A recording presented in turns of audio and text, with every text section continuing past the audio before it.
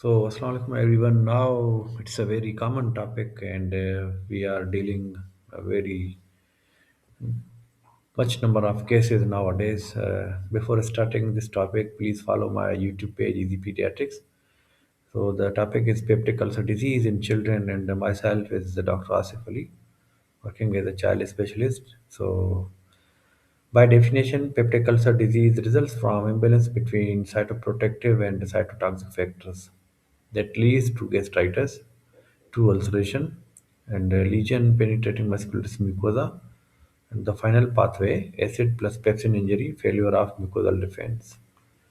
What are the common sites? The common sites that are more in peptic ulcer disease are two. Number one is gastric ulcers that are more common in lesser curvature, and number two is duodenal ulcer that are more common 90% in duodenal bulb. So epidemiology that is rare in childhood incidence is 5 to 7 cases per 2500 pediatric admission per year and increasing recognition due to endoscopy. Classification of peptic ulcer, though these are the primary ulcers, secondary ulcers, stress ulcers, and idiopathic ulcers. So before going to discuss each and every uh, classification, so we will come on the number one, that is primary ulcers. These are the chronic and more commonly are the duodenal, strongly associated with H. pylori or Helicobacter pylori.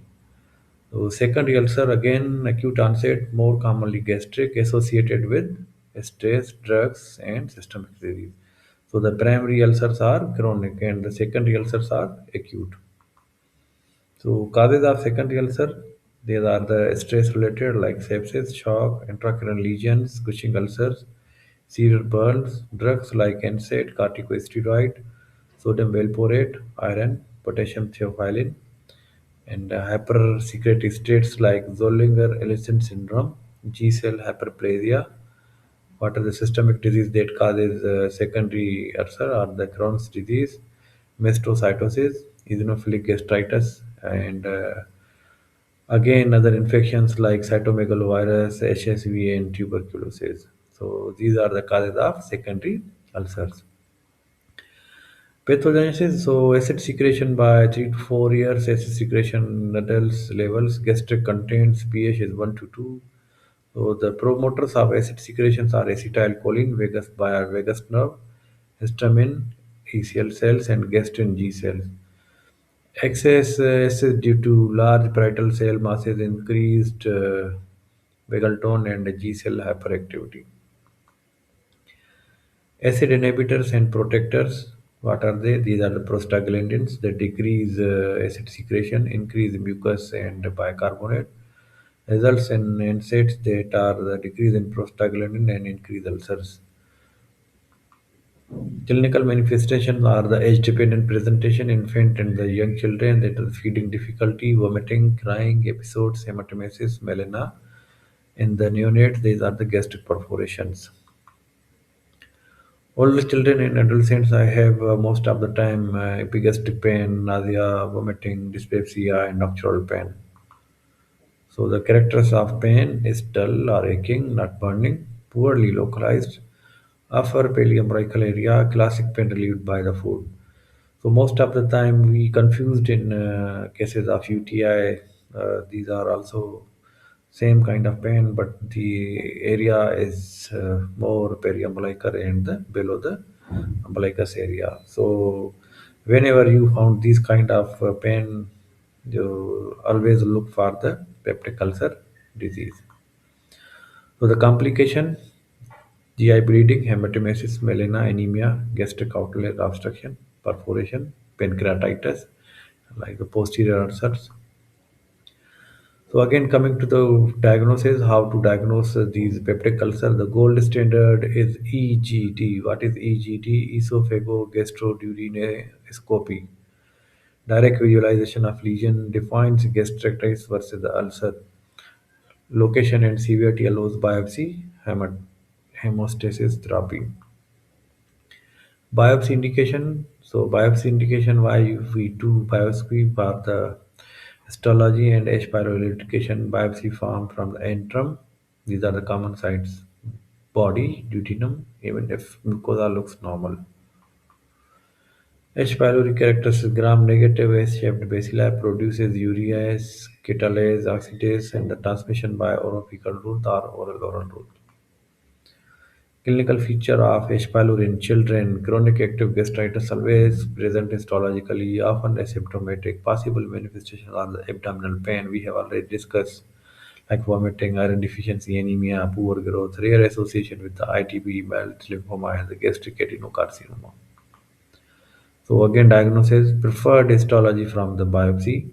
Non-invasive tests are the C3 13 urea press test, stool antigen test, not recommended uh, serology, IgG, IgA, or star PPI 2 weeks before testing.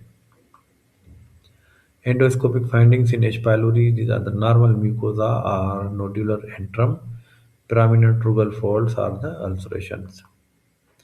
So treatment, again triple therapy for the 14 days, PPI plus amoxicillin plus clarithromycin, or PPI plus amoxicillin plus metronidazole. Eradication rate is 68 to 92%, and the ulcer heals greater than 90%. Confirm the eradication. So 4 to 6 weeks after antibiotics, stool antigen or breath test. Idiopathic ulcers. Characters is H. pylori negative, no NSAID use, 15 to 20% of pediatric ulcers, no enteral nodularity or the gastritis. Management: acid suppression only, PPIR, H2 blockers, high recurrence rate, long-term follow-up required, and rule out Crohn's disease, cytomegalovirus, Zollinger-Ellison syndrome. Secondary ulcers are the NSAID-induced ulcers. Mechanism are the direct mucosal injury, COX inhibitor that leads to decreased prostaglandin. So the location is the gastric antrum and the duodenum. Can cause bleeding and the perforation. The stress ulcers occurs within the 24 hour of critical illness. Most of the time you see in the PICU patient, most of the time bleeds in the neonates and often gastric erosions. So we will use prophylaxis as the PPIs. Management of acute GI bleeding in the same as we used to manage other emergency conditions like maintaining ABC, airway breathing, circulation, stabilization, IV fluids, normal saline, blood tapping, cross match, and RBC transfusion if needed, NG tube to assess the bleeding. Medical therapy, again higher doses of PPIs plus octreotide and monitor vitals in the hematocrit. Endoscopy, hemostasis are the indications are active bleeding, visible vessel method or clipping, epinephrine injection, and thermal coagulation. This is a pharmacologic therapy for the peptic ulcer disease. Acid suppression by the PPI. These are the types of PPI: omeprazole, lansoprazole. Okay, and IV form is available only is pantoprazole and esomeprazole. H2 receptors antagonists are cimetidine, famotidine, and ranitidine that is nowadays banned in all over the world. So the current status for the surgery: surgery was indicated in the past years whenever the status of drug was not properly known. So, but nowadays surgery now has been reduced. So the take-home message: peptic ulcer disease is a very rare condition in the children and serious condition. And H. pylori, most common cause of primary ulcer. Endoscopy is diagnostic and therapeutic. PPI are the first line treatment. Always confirm H. pylori education. So thank you very much. Follow my YouTube page, and inshallah in future I will try to engage you in different type of videos related to pediatrics from the Nelson textbook of pediatrics. Thank you.